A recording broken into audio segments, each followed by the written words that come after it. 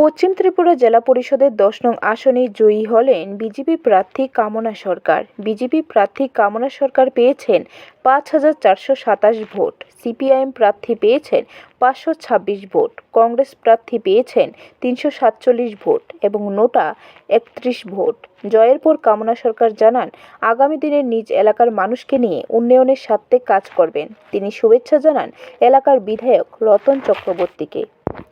১০ নম্বর আসন থেকে আমার মনোনীয় প্রার্থী দেওয়া হয়েছে, যে আজকে যে জয়ী হয়েছে ৫,৮০০ ভোটে ২৭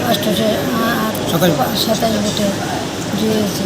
কিন্তু আমাদের যে জনগণ আমাকে খুব ভোটে জয়ী করেছে, তারা প্রত্যেকে আমার আশা ভরসা তারাকে নিয়ে খুব ভালোভাবে কাজ করবে।